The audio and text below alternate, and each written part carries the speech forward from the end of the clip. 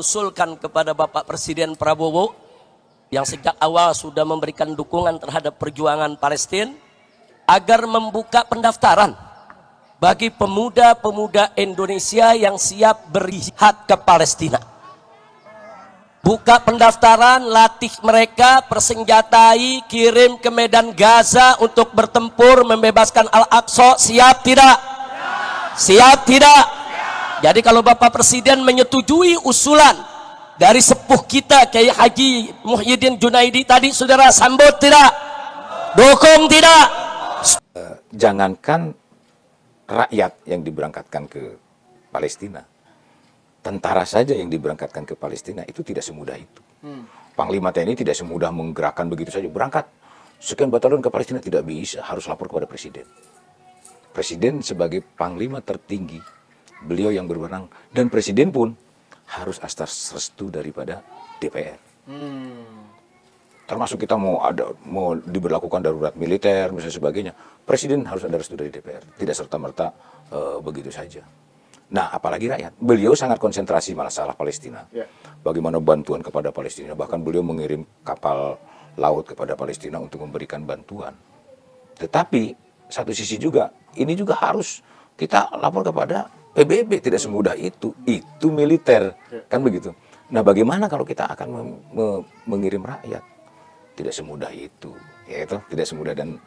Dan dia siapa? Gitu loh. Kan begitu kan?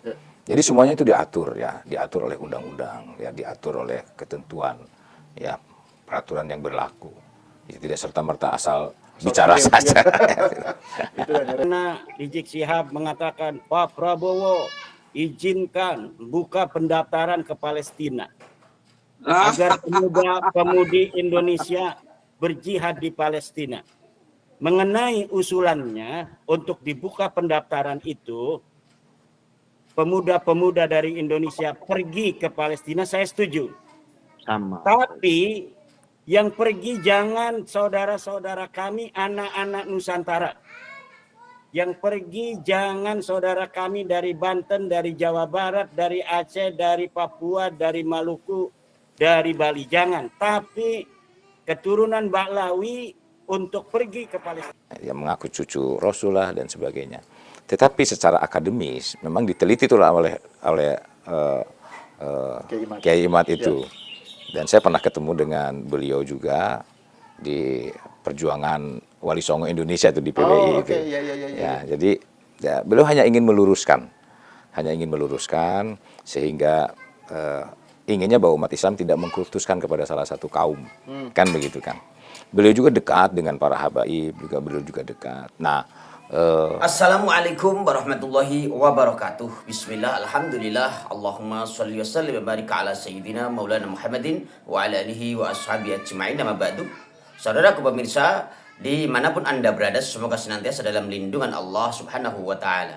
Sungguh mengejutkan video ini, yaitu tanggapan Jenderal Dudung ya, yang sekarang menjadi penasihat presiden, ketika mengomentari tentang seruan Habib Rizik tentang untuk Presiden Prabowo, permintaan beliau termasuk ya permintaan Habib Rizik untuk Presiden Prabowo membuka pendaftaran ke Gaza ya, pendaftaran masyarakat untuk perang ke Gaza.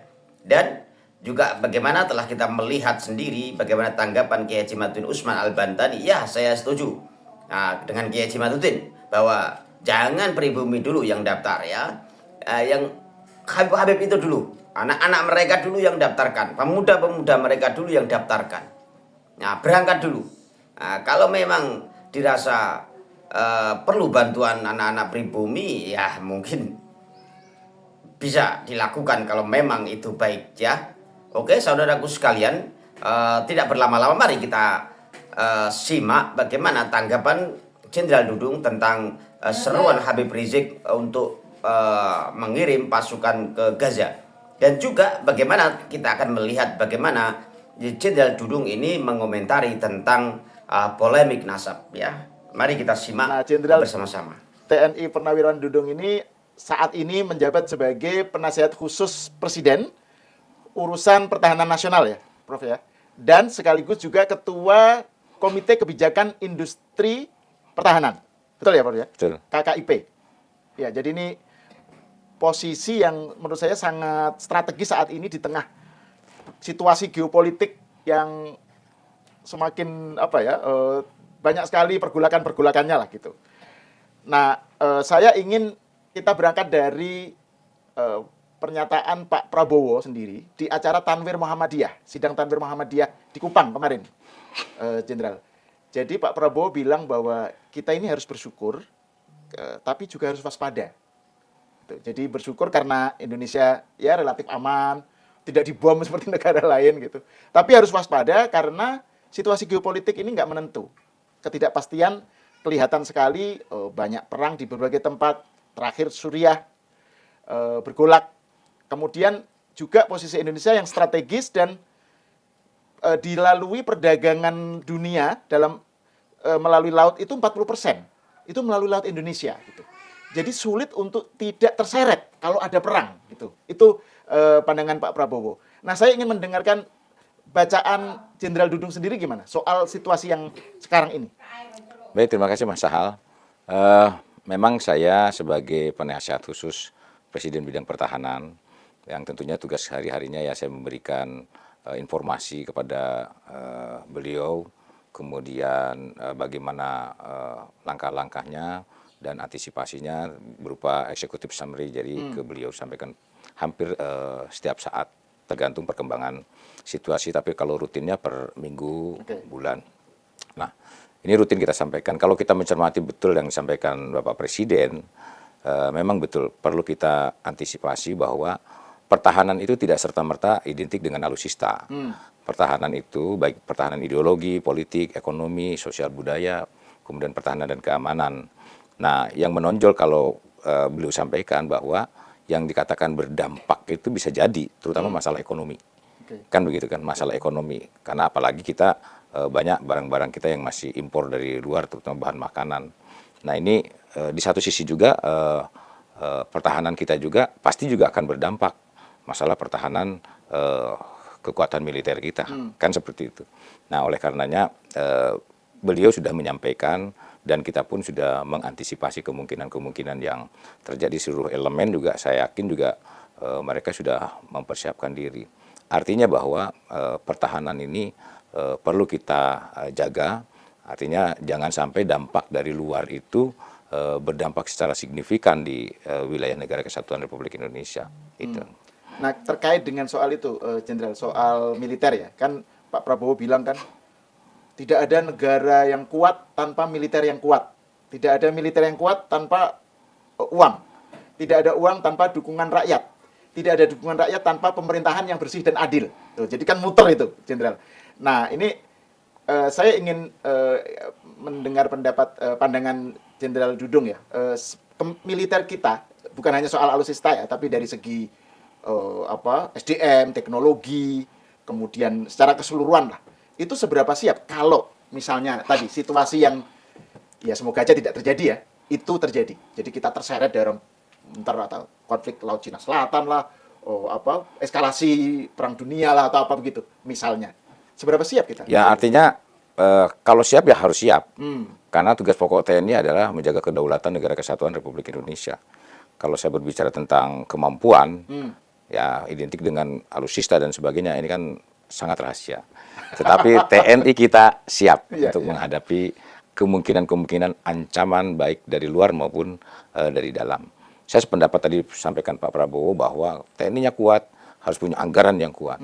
Anggaran yang kuat juga harus rakyatnya juga kuat. Nah, sekarang beliau kan sedang bersih-bersih nih masalah korupsi, karena memang yang dikorupsi oleh orang-orang tertentu saja sebetulnya, yang akhirnya juga tidak sampai ke rakyat. Nah, beliau kan sangat antusias lah masalah kebutuhan-kebutuhan yang menyentuh masalah rakyat banyak. Ya.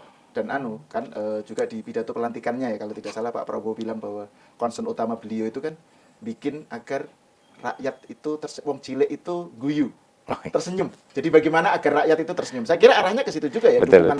Kan TNI betapapun kan juga dari rakyat. Dari rakyat gitu. Kalau rakyat suportif kan artinya TNI juga mendapatkan support yang kuat dari rakyat gitu ya. Jenderal. Artinya beliau kan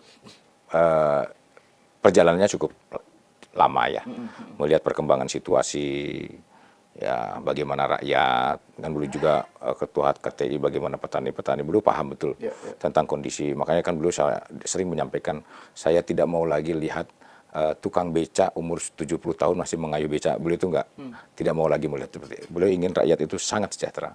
Nah sekarang lah upaya-upaya sekarang beliau itu bagaimana rakyat itu betul-betul sejahtera, sehingga sangat tepat kalau menurut saya kalau beliau menyampaikan seperti itu.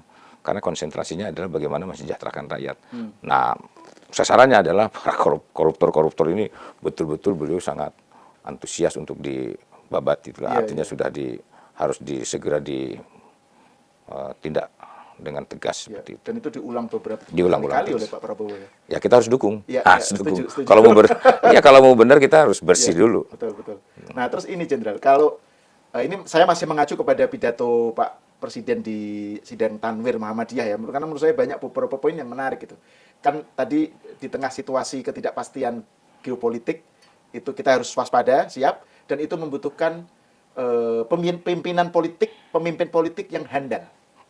Dan itu mensyaratkan kerukunan dan persatuan elit, kerukunan elemen bangsa dan persatuan elit.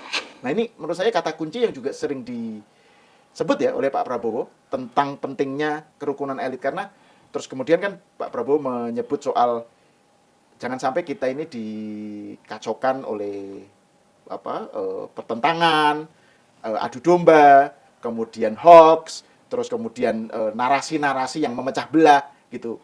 Jadi itu sesuatu yang selalu menjadi concernnya Pak Prabowo gitu. Kalau komentar Jenderal gimana? Soal pentingnya kerukunan, karena ini kan pilkada, pilpres, itu kan residunya masih terasa itu, Jenderal. Terutama di medsos ya. Kalau di masyarakat sih kelihatannya sih nggak terlalu kelihatan ya. Tapi medsos itu kerasa banget gitu. Gimana Pak Dudung melihat? Kalau dari awal kan kalau kita lihat beliau itu membentuk atau menyusun kabinet, saya lihat dari seluruh partai politik, seluruh kelompok, elemen dari manapun beliau rangkul. Kan begitu kan. Yeah. Dan sehingga banyak tempat yang kemudian akhirnya bisa mewadahi dari partai-partai politik kan. Beliau itu karakternya, sifatnya itu beliau itu tidak pernah mengungkit-ungkit masa lalu. Beliau itu inginnya merangkul, mari kita bangun bangsa ini bersama-sama. Tidak ada kebencian, tidak ada saling fitnah, tidak ada saling menuduh dan sebagainya. Saya kalau berbicara dengan beliau itu tidak pernah membicarakan orang lain. Itu ciri khas beliau. Kalau kita membicarakan orang lain ke beliau tidak pernah nanggapi. Itulah artinya kebersihan beliau itu di situ saya lihat itu. Dia hanya berpikirnya bagaimana rakyat, itu aja. Bagaimana maju ke depan. Beliau itu sekalipun ada orang yang dulu pernah menyakitinya lawan politiknya, sekarang kenyataannya kan dirangkul sama beliau. Bayangkan itu. Mungkin kalau saya belum tentu itu. Iya kan? Tapi beliau coba luar biasa. Artinya kenegarawannya luar biasa. Marilah kita bangun bangsa ini, karena bangsa ini membutuhkan kita-kita yang memimpin negara ini untuk menuju Indonesia maju itu seperti apa? Rakyat yang adil dan makmur. Tidak disibukkan, tidak dipusingkan, hanya sebuah ocehan, hanya sebuah kebencian-kebencian yang selalu dilontarkan. Kan seperti itu. Beliau tuh nggak mau itu mendengar berita-berita yang menjelekkan orang, membenci dan sebagainya. Beliau tidak mau. Dia pengennya bagaimana bangsa ini segera maju. Hanya itu di pikiran beliau kalau saya lihat. Dan kemudian begini Mas, bahwa menurut saya dalam hidup ini seperti layaknya air. Tak selamanya air itu jernih. Bahkan ada keruhnya. Ya, itulah lisan kita, ucapan kita. Tidak selamanya juga baik. Begitu juga hidup ini seperti langit yang tidak selamanya cerah. Ada mendungnya juga. Itulah kehidupan kita. Begitu juga kehidupan ini layaknya jalan, tidak selamanya lurus. Ada belok, betul kan? Nah, makanya jaga, pelihara mulut kita untuk tidak saling membenci, mulut kita untuk tidak saling memfitnah, dan jaga juga mata kita untuk tidak saling merendahkan orang lain. Dan pelihara tangan kita untuk saling membantu, bersedekah, menolong orang. Dan pelihara hati kita untuk tidak menyakiti sesama. Prinsipnya itu ada tuh di Pak Prabowo itu. Ada. Kan gitu. Tasawuf banget ini. Lah, artinya beliau itu, saya kagum kepada beliau, makanya saya ikut beliau itu. Karena kebersihan hatinya aja. Nggak ada yang dipikir. Beliau sudah cukup. Ya. Secara materi beliau sudah cukup. Dia hanya ingin membangun bangsa ini dengan baik. Beliau itu orangnya nggak tegaan, Mas. Lihat orang menderita itu. Coba Mas perhatikan kalau beliau kunjungan, lihat anak kecil pasti diciumnya. Tuh. Sayangnya kepada rakyat. Jangankan ke rakyat, ke binatang aja beliau sayang. Kucing. Tidak hanya kucing aja. Tidak hanya kucing aja. Beliau itu. Betul itu. Itu waktu bertemu sama Perdana Menteri Inggris kan, juga yang ada potongan video itu, perbincangannya Pak Prabowo yang perbincangan ringan itu dengan Perdana Menteri Inggris tentang kucing. Gitu. Jadi itu kan menunjukkan tingkat relax dan self confidence Pak Prabowo sebagai ini ya pemimpin dalam kancah internasional gitu. Jadi yang dibicarakan malah hal-hal yang kita lagi jalan sama gitu. Jalan sama Pak Prabowo. Kemudian ada staf yang kemudian nginjek ada kayak rumah semut itu, keinjek. Oh beliau marah itu, pasti negur itu. Nah, seperti itu beliau itu. Jadi ininya luar biasa lah kalau menurut saya. Nah terus ini Jenderal, kalau ini saya masih fokus ke soal tadi persatuan dan pentingnya kerukunan ya. Itu kan idealnya kan memang kita harus melampaui itu gitu kan. Tapi kan faktanya residu pilpres dan pilkada itu kan masih ada gitu ya. Dan tetap di narasi-narasi publik itu kan masih muncul gitu. Bahkan bukan hanya dalam kaitannya dengan politik, Jenderal. Misalnya ya apa ya, Habib Rizik Syihab sekarang kan muncul lagi gitu ya. Kemudian membuat narasi tentang macam-macam soal apa namanya KM 50 lah, soal Palestina ya. Jadi seruan untuk berjihad ke Gaza gitu misalnya. Kan kayak gitu-gitu. Terus kemudian Fufu Fafa. Jadi itu kan seruan-seruan yang berada di ranah publik juga gitu. Nah itu gimana dari sudut pandang pertahanan gitu kalau menurut Jenderal itu soal ke Palestina itu? Oke, yang pertama masalah yang tadi waktu kita dikumpulkan di Magelang oleh beliau. Pesan beliau itu satu, beliau akan memberantas masalah korupsi. Yang kedua, pesan kepada kita-kita ini, jangan sedikit pun ada kebencian kepada orang lain. Tuduhan-tuduhan kepada orang lain. Sudahlah, mari kita bangun bangsa ini. Nah, kaitannya dengan masalah Palestina ini ya, saya juga mendengarnya itu kan begini, bahwa jangankan rakyat yang diberangkatkan ke Palestina, tentara saja yang diberangkatkan ke Palestina itu tidak semudah itu. Panglima TNI tidak semudah menggerakkan begitu saja, berangkat sekian batalion ke Palestina, tidak bisa, harus lapor kepada Presiden. Presiden sebagai panglima tertinggi, beliau yang berwenang, dan Presiden pun harus atas restu daripada DPR. Termasuk kita mau diberlakukan darurat militer, misalnya sebagainya, Presiden harus ada restu dari DPR, tidak serta-merta begitu saja.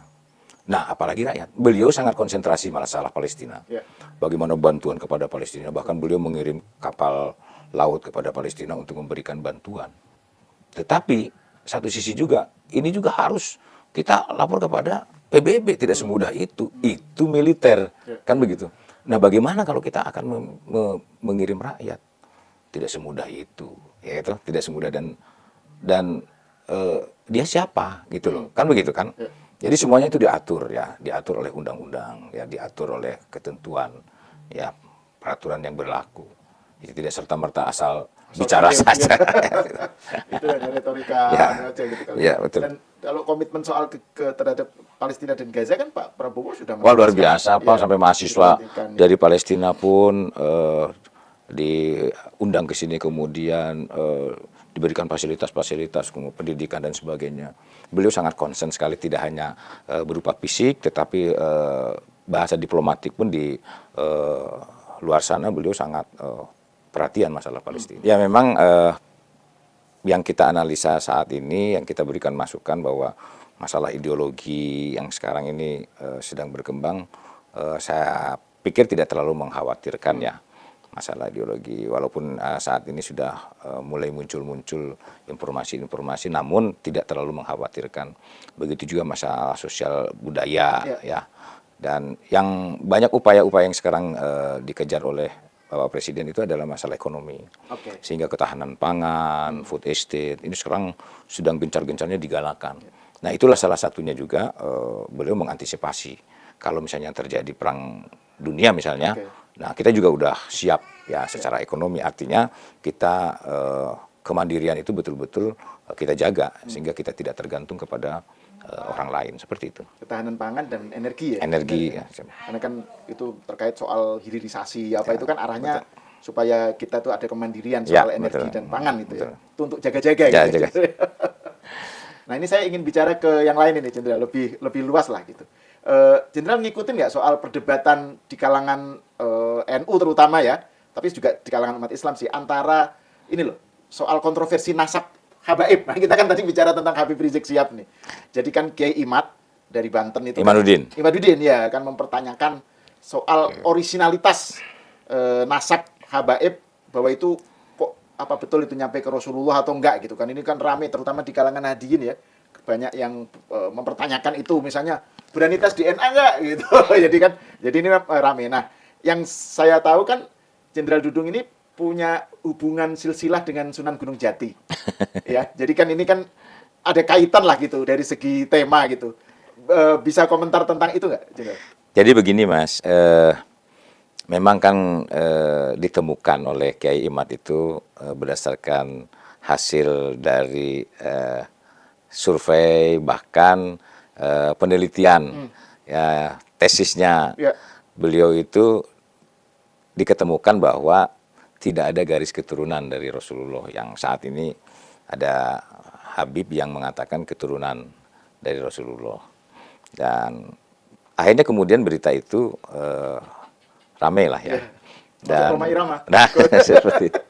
Nah, kemudian ada dari pihak memang menurut saya itu kan hanya 1-2 orang saja yang menyampaikan seperti itu, kan begitu kan? Cuma kan nyaring bunyinya kan. Nah, yang mengaku cucu Rasulullah dan sebagainya. Tetapi secara akademis memang diteliti itulah oleh Kiai Imad itu. Dan saya pernah ketemu dengan beliau juga di perjuangan Wali Songo Indonesia itu di PBI itu. Ya, jadi ya beliau hanya ingin meluruskan sehingga inginnya bahwa umat Islam tidak mengkultuskan kepada salah satu kaum, kan begitu kan.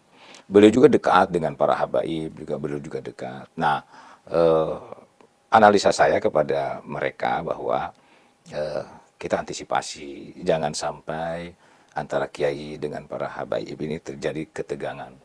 Saya dekat dengan para kiai, saya dekat dengan para habaib juga dekat. Jangan sampai hanya 1-2 orang saja yang mengaku-ngaku dan kemudian akhirnya juga memperkeruh suasana. Ini yang harus kita jaga ya. Ini kaitannya masalah pertahanan.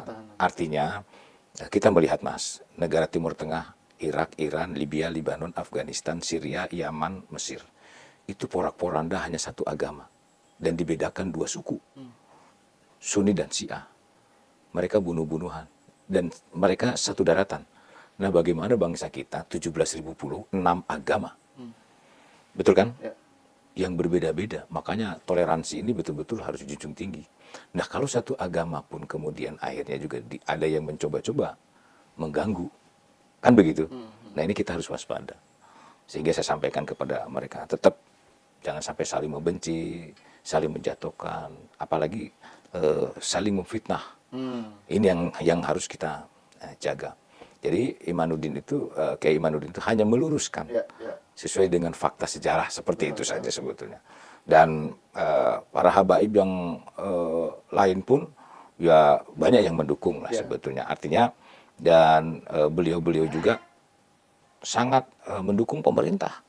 Bagaimana pemerintah itu untuk maju, dan mereka pun ya itulah yang merasa cucu Nabi itu kan bisa dihitung hanya 1-2 orang saja, yang lain kan tidak. Nah, biasanya yang merasa cucu Nabi itu kadang-kadang mengkapitalisasi. Itu terus dia manfaatkan gitu kan untuk kepentingan personal gitu loh kan, ada sejumlah habib dan rame di medsos. Dia pamer apa, flexing gitu.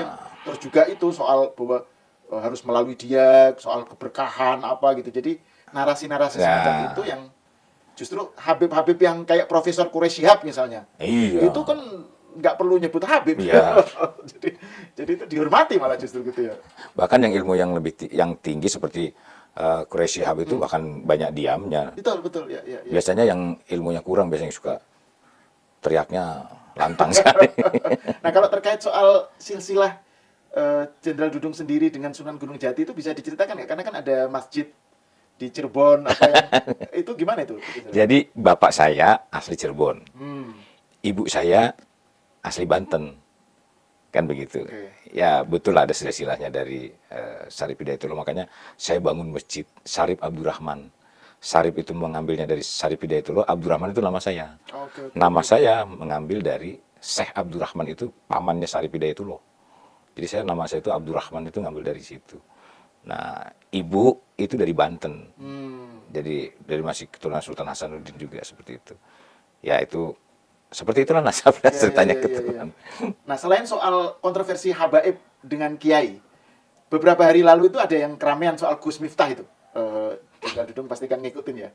Jadi itu kasus yang ya sekarang sih udah mulai reda ya, tetapi kan itu sempat rame dan bahkan ada yang mempertanyakan soal Gus, terus mempertanyakan perilaku Gus Miftah sendiri dan seterusnya. Kalau komentar Jenderal Dudung gimana menanggapi kasus itu? Gus Miftah itu saya kenal baik sama beliau gitu. Beliau itu memang ya cara bicaranya seperti itu, jadi ceplas-ceplos gitu kan. Ya.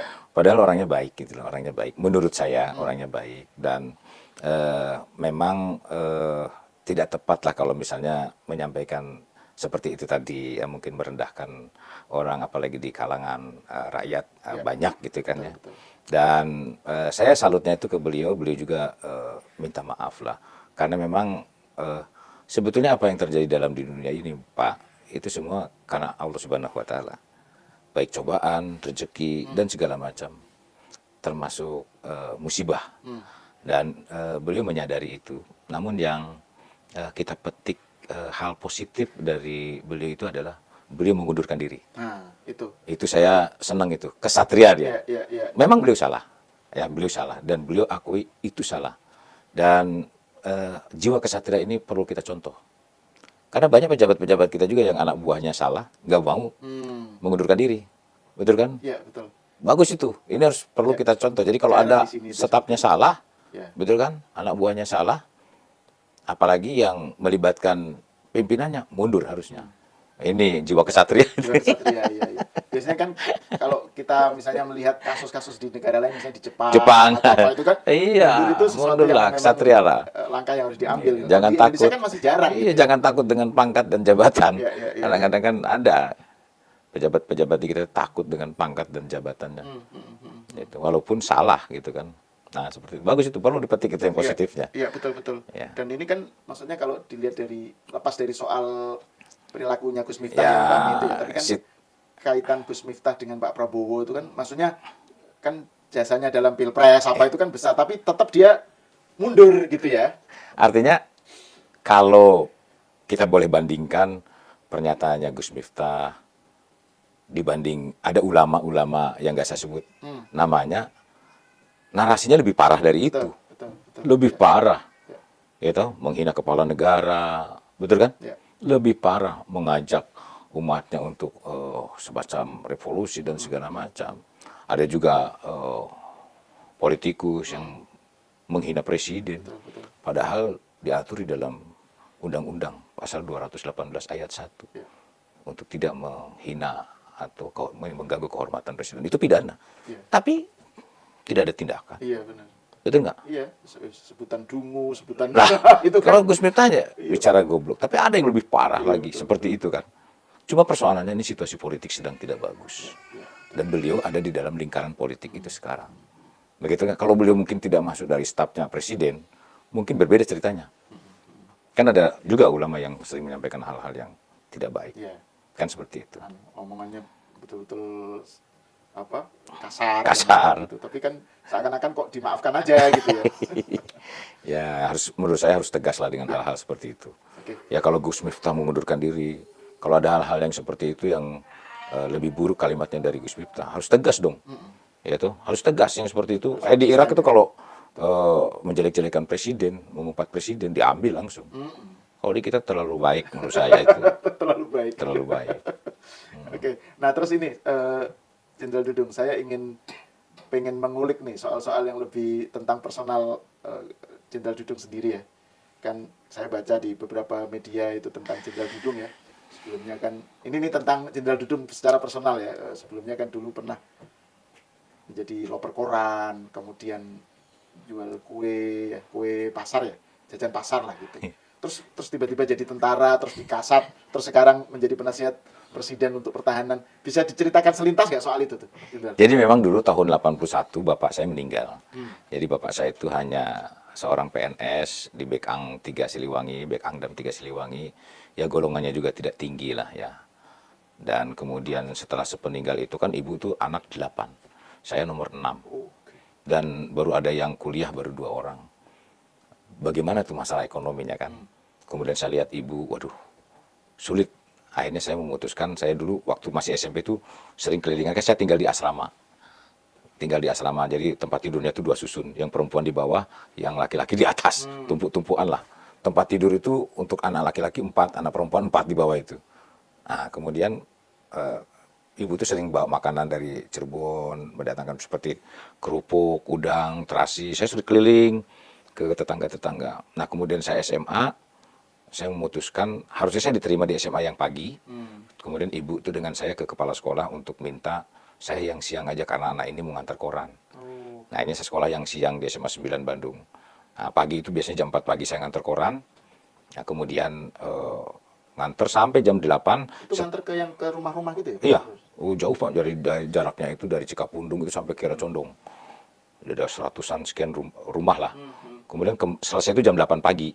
Bisa jam 8 pagi, baru saya nganter makanan, klepon, pastel, donat, itu ke kantin Kodam, kemudian ke Taman Lalu Lintas, ke SMP Muslimin, ke kolam renang. Itu saya nganter itu jam 8 pagi, itu sampai yang sekitar jam 10-an. Baru siangnya sekolah. Nah, emang mungkin dilihat sosok saya sekarang seakan-akan itu nggak percaya kan? Tapi itu benar. Tapi itu niat benar. pengen jadi tentara itu sudah tertanam saat itu? Saya kan hidup di lingkungan militer. Oh, oke. Bapak saya kan pahlawan. Ya. Jadi beliau itu tahun 50-an itu beliau ikut agresi militer Belanda 1, Belanda 2, kemudian dia punya bintang gerilya juga. Nah, kemudian karena terjadi pertempuran akhirnya suruh orang tuanya tuh jadi guru, jadi keluar dari dulu tentara pelajar, dan kemudian jadi PNS. Di lingkungan saya lingkungan militer, nah, bahkan tetangga saya tuh seorang letnan 2 secapa gitu ya. Kalau saya sudah nganter koran itu kan sebelah tetangga itu kan orang Padang, biasanya suka buat telur balado itu kan. Saya bilang ke ini, Mami, masih ada bumbunya nggak Mami? Saya minta dong Mami. Itu sampai sebegitunya kita. Terus kemudian ya dulu masih pakai kayu bakar begitu kan. Ya orang lain sih sudah modern ya, kita karena memang kondisinya seperti itu. Dan pada saat memang saya nganter koran ke Kodam, si kelepon itu kan 55 biji ditendang sama tam-tama itu yang piket. Karena saya pikir, Pak, permisi Pak, saya mau ke kantin. Oh, kamu kok nggak izin-izin dulu? Padahal saya pikir kan udah biasa. Rupanya yang jaga tuh orang baru, Mas. Ditendangnya kita kan. Wah, saya bilang di situ, saya nanti akan jadi tentara. Kalau jadi tentara tidak boleh begitu sama rakyat. Nah, di situ mulai saya bangkit. Sampai sekarang ibu kantin yang saya kirim itu masih hidup. Oh, oke. Dan Jenderal masih komunikasi kontak dengan masih. Baru kemarin saya kirim uang. Ibu itu sekarang ikut orang gitu. Jadi udah nggak punya rumah, suaminya udah nggak ada. Itu di Cirebon berarti ya? Jenderal? Enggak, di Bandung. Oh, di Bandung. Ibu itu di Bandung. Kemudian kemarin juga saya baru sering kontak dengan ibu. Dulu kan yang bosnya koran itu Pak Mul, Pak Mulyadi itu. Jadi cacat lah ini patah. Kemudian punya istri Bu Cening itu masih komunikasi. Saya masih ngirim uang sama mereka. Ya sekarang gantian lah. Dulu kan kita digaji sebulan itu 6.000. Jadi kalau dapat gaji 6.000 itu, saya naik sepeda. Sepedanya itu Mas, yang remnya tuh pakai sandal capit yang di samping terus itu. Jadi kalau ngerem tuh pakai gini, pakai kaki. Jadi sambil beli martabak yang 25 perak itu taruh di sini, sambil jalan cuil dikit, makan lagi jalan lagi. Jadi kalau dilihat sekarang jadi pengalaman yang ini ya. Yang Saya paling- kunjungi kemarin ke Mami itu yang di tetangga sebelah itu. Saya ke Padang, Mami coba sekarang saya pengen makan yang dulu cuma minta bumbunya, sekarang masakin ada telurnya, ada ikan tongkolnya. Mana anak saya tuh? Aduh, Dan rasanya masih konsisten. masih sama Oh, iya. seperti itu. Iya itu.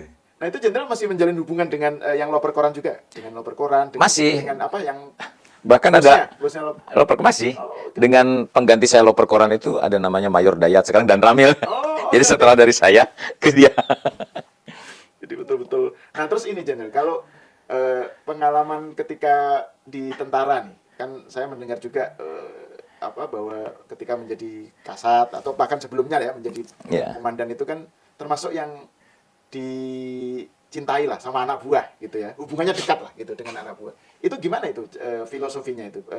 Jenderal Dudung gimana melihat relasi? Ya. Karena kan kalau tentara kan harus komandan kan nggak bisa dibantah gitu kan, ya kan harusnya betul-betul bisa hubungannya tuh bisa sangat strict gitu. Gimana itu? Ya jadi itu tadi berangkat dari saya orang nggak punya, kan begitu kan. Kemudian saya daftar tentara, kemudian saya lulus Letnan 2 tuh langsung ke daerah operasi Mas di Timur Timur. Tahun Jadi berapa itu? tahun 89, Oke. jadi akhir 88 lah, sampai 93. Kemudian saya kapten, saya operasi lagi ke Timur Timur, saya ikut Yunamed, saya ke Ambon, saya ke Aceh. Artinya selama tugas itu bertahun-tahun saya hidup dengan prajurit. Bagaimana kondisi prajurit, saya tahu persis. Bagaimana susahnya prajurit, saya tahu persis. Pernah dipimpin Pak Prabowo waktu di dalam tugas itu? Belum pernah, cuma pernah ketemu sama-sama di Timur Timur. Oh, oke. Ya. Nah, artinya saya bilang ke lulusan-lulusan akademi militer, kalian itu saya bilang kalau tugas di suatu tempat, berapa kali sih tugas operasi? Misalnya kamu Letnan 2 sampai Letu, kemudian kapten kamu Suslapa. Setelah Suslapa mungkin jadi Wadanjon, belum tentu juga berangkat operasi. Bahkan jadi Danjon, belum tentu juga berangkat operasi. Pas nasibnya batalion itu tidak berangkat, ya tidak berangkat. Terus gak lama jadi Dandim, udah gak pernah operasi lagi. Tapi mereka, Tamtama, Bintara, puluhan kali dia ke daerah operasi. Betul kan? Dan mereka pun punya hak yang sama, kebutuhan yang sama. Kebutuhan biologis, kebutuhan apapun. Betul kan? Iya. Makanya saya bilang jangan sakiti mereka. Pimpinan-pimpinan waktu saya jadi kasat, kalau kamu mengambil suatu kebijakan, libatkan eselon terdepan. Karena mereka itu yang merasakan keputusan dan kebijakan yang kamu ambil. Kalau kita kontak tembak nih Mas, yang paling depan itu mereka Mas. Kita nih perwira-perwira itu di belakang. Dia yang ngatur strategi. Tapi yang di depan, yang beresiko, itu mereka. Makanya saya katakan pada saat saya menjabat, saya udah kolonel, saya bintang 1, bintang 2, saya pangdam. Kalau ada prajurit yang pengen anaknya saja masuk tentara, kamu bantu. Sebagai balasan kita kepada jasa mereka. Begitu juga dalam penempatan. Sebelum saya dari Medan pindahkan ke Aceh, Medan pindahkan ke Papua Mas. Dari Ambon pindahkan ke Aceh. Dari Ambon agamanya Nasrani ke Aceh jadi Babinsa. Di sana mayoritas Muslim. Ada yang dari Medan ke Papua. Bayangkan Mas, Tamtama itu bukan orang kaya. Saya aja Mas Taruna bukan orang kaya, apalagi Tamtama. Kalau Tamtama itu nikah Mas, misalnya dia Tamtama Praka dia nikah, nggak mungkin juga dengan orang kaya Mas. Pasti levelnya juga sama kan?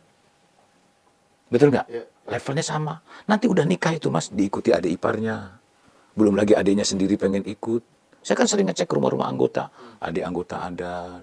Ujung-ujungnya dia untuk menghidupi keluarga istrinya, keluarga dianya sendiri, dia pinjam BRI. Pinjam BRI, kalau 100 juta, 10 tahun dia potongan. Bayangkan setelah 10 tahun, baru dia 2 tahun naik kopral, kemudian dia secaba, nih Mas ya, secaba. Dia di batalion misalnya di Medan, di 126. Setelah dia lulus secaba, dia udah penempatan di Papua Mas. Dan dia sendiri kan harus pindah dari batalion. Sementara potongan BRI Mas, masih berapa tahun lagi. Gaji dia diterima paling 3,5 juta. Dengan remunerasi. Kira-kira dia keluar dia harus ngontrak anak istrinya. Dia pun di Papua kan, perumahannya juga terbatas. Berarti dapurnya 2 kan Mas. Tetapi yang lebih kasihan lagi, Mas, bagaimana kalau anak istrinya sakit? Iya. Betul nggak? Betul, betul. Belum lagi dia hanya mengandalkan video call. Itu pun kalau kuotanya masih punya dia untuk beli. Kalau tidak, makanya waktu saya kasat, kirim ke saya balesin. Balas tuh kasat tuh, balas tamtama pindah itu, Mas. Balas sersan pindah, saya balasin. Karena itu resiko jabatan, saya bilang. Akhirnya mereka ribuan udah kita pindah. Sekarang sulitnya di mana? Kalau di Papua kurang, wervingnya aja dibanyakin di sana. Betul nggak? Iya, iya, iya. Rata-rata orang masyarakat dari Makassar, dari Ternate, kemudian dari Ambon, dari NTT, kan banyak yang pengen ke Papua. Nah, Papuanya sendiri banyakin kuotanya. Kan selesai. Mereka itu kalau misalnya di Papua, belum tentu 5 tahun sekali bisa pulang, Mas. Dari Papua ke Medan sana. Uangnya dari mana, Mas? Yang saya kasihan tuh meratapi nasibnya itu loh. Mungkin nangis dengan anak istrinya, kita nggak tahu. Nah, ini situasi seperti ini nih, Jenderal Dudung bicara tentang situasi saat itu atau sekarang juga masih seperti itu? Dari Sejak saya kasat sudah saya balik-balikan. Mereka sudah saya kembalikan. Ya walaupun sampai sekarang masih ada yang WA ke saya, aduh saya bilang saya balasnya saya sudah pensiun. Saya sudah tidak bisa lagi. Ya mudah-mudahan kasat yang sekarang memperhatikan.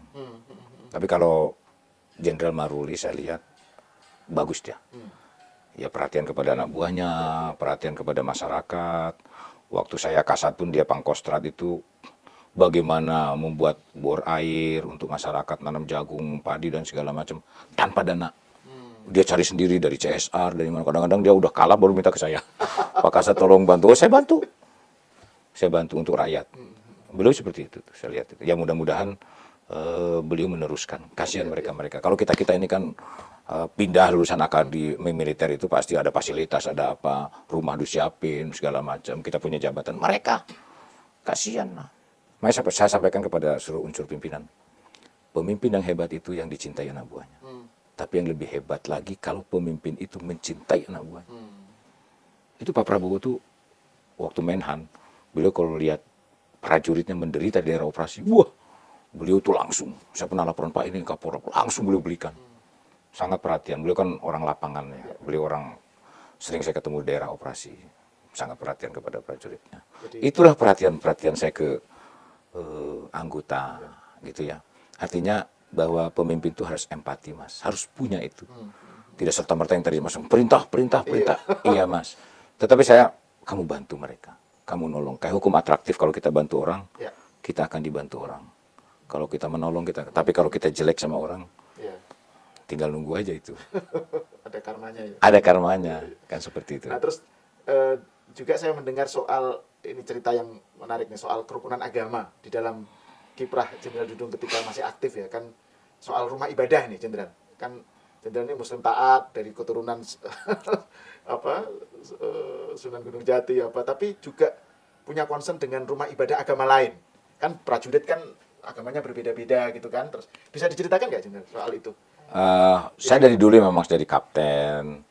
Waktu saya danki, saya setiap malam Jumat itu saya pimpin anak buah itu suruh tahajud. Tetapi di Bali itu dulu ada agama, ada sebelahnya ada pura, sebelahnya ada gereja. Kamu pun sama berdoa. Setiap malam Jumat itu saya apelkan pakai sarung itu, Mas. Nah, waktu saya gubernur Akademi Militer. Nah, di Akademi Militer itu ada masjid, Mas. Kemudian ada jalan, terus ada gereja Protestan. Nah, waktu saya jadi gubernur, taruna itu pada saat azan berkumandang itu masih belajar. Terus saya tegur langsung dosennya, saya bilang, Taruna, kamu jangan memikirkan tentang dunia, sementara Tuhanmu kamu lupakan. Mulai sekarang, sebelum azan berkumandang, kamu harus sudah di masjid untuk sholat zuhur. Nah, bagaimana yang Kristen, yang Protestan, kamu juga di gereja. Nah, yang Katolik di kelas D, Pak. Wah, saya bilang kalau di kelas D, dulu setiap hari Jumat, kalau kita Jumatan, zaman saya, itu di kelas D juga. Bayangkan. Ada ruangan kelas, namanya kelas D itu ya. Ada kelas D, kelas E, kelas F gitu kan. Ada satu kelas itu namanya kelas D. Jadi dari zaman saya itu taruna yang Katolik dan Hindu itu di kelas D. Jadi mereka tuh nyusun bangku sendiri, Mas, untuk berdoa. Karena gereja Katolik dan puranya ada di belakang, di luar. Kebaktiannya di kelas. Di kelas, iya. Terus saya bilang gini, mereka itu punya hak yang sama. Saya bangunkan tuh gereja, Mas. Gereja Katolik. di samping gereja Protestan. Saya bangunkan juga pura di belakang, di samping gereja Katolik. Sehingga setiap taruna itu jam 11:30, dia sudah di masing-masing rumah ibadahnya. Sudah di situ. Dan masjidnya pun saya besarkan, gitu loh, saya kamar mandinya segala macam. Sehingga semua agama punya hak yang sama. Tidak terasingkan Iya, gitu. betul. Seperti Jadi itu, itu. sekarang tidak ada lagi yang mereka bisa Tidak ada. kelas D itu. Tidak ada. Sekarang sudah masing-masing. Udah. Siap sekali. Alhamdulillah. Bayangkan dari Akademi Militer berdiri tahun 1957 sampai 2020 saya gubernur. Iya. Gak ada yang memikirkan itu. Jadi itu betul-betul milestone itu buat mereka. Ya itu rumah ibadah yang tak ada tangannya Dudung Abdurrahman semua. Tapi Ya. dengan amal kebaikan. Alhamdulillah lah Mas. Ya bermanfaat lah. Memberikan kesempatan kepada pengikut agama lain, Ya. penganut agama lain untuk beribadah itu kan juga sebuah hal yang terpuji lah gitu. Ya. Dari sudut pandang agama maupun dari sudut pandang negara gitu. Ya betul. Nah, terus terakhir ini, Jenderal, ada pesan-pesan dari Jenderal Dudung terhadap mungkin sesama pejabat atau terhadap masyarakat Indonesia, concluding inilah speech atau pernyataan terakhir gitu, ada nggak? Kesan-kesan? Ya sesuai dengan amanat beliau Presiden Republik Indonesia bahwa hindari korupsi, itu mari kita tegakkan.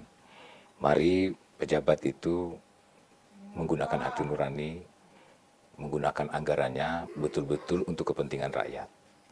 Ya, tidak memikirkan untuk kepentingan pribadi, kelompok, golongan, partai, dan sebagainya. Tapi adalah kepentingan bagi bangsa dan negara. Itu yang menurut saya sangat penting. Mari kita songsong, kita dukung, kita bantu Bapak Presiden kita yang betul-betul sangat konsen kepada kesejahteraan rakyat. Ya, mari kita sama-sama bahu-membahu, lupakan background kita dari manapun, dari kelompok manapun, dari partai manapun, bersatu kita untuk membangun Indonesia maju. Karena ini untuk kepentingan generasi muda ke depan. Beliau itu Presiden selalu memperhatikan generasi-generasi muda. Sumber daya manusia beliau sangat perhatikan. Makanya makan bergizi itu salah satunya adalah agar sumber daya manusia kita ini cerdas dan kita bisa menuju Indonesia maju. Nah, dan kemudian yang kedua kepada pejabat-pejabat, ya perhatikanlah masalah toleransi beragama, masalah keberagaman. Di abad ke-14 dulu umat Hindu dan Buddha itu sudah hidup berdampingan. Sementara 660 tahun yang lalu di benua Eropa dan Amerika itu masih terjadi perbudakan. Sehingga perbedaan itu tidak ada alasan. Kan seperti itu. Sehingga junjung tinggi itu, kalaupun ada letupan-letupan, informasi-informasi dengan media sosial yang begitu gencar-gencarnya untuk saling membenci, saling memfitnah dan segala macam, jangan mudah terpancing. Ya, jangan mudah terpancing karena ini membahayakan. Ya, saya merasa bertanggung jawab. Saya sebagai penasehat khusus Presiden di bidang keamanan, bidang pertahanan, pondasinya adalah kebinekaan. Tiangnya adalah persatuan dan kesatuan. Atapnya adalah Negara Kesatuan Republik Indonesia. Mudah-mudahan ini bisa kita pegang teguh sehingga tidak mudah informasi-informasi itu yang masuk. Kasihan para leluhur-leluhur kita yang memerdekakan bangsa ini seperti Jenderal Sudirman, Bung Tomo, dan sebagainya. Yang kemudian kita tinggal menikmati kemerdekaan.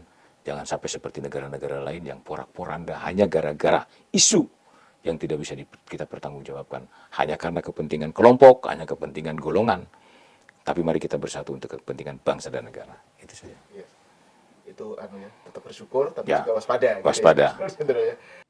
Oke, terima kasih saudaraku pemirsa sekalian yang dirahmati Allah. Telah kita simak bersama paparan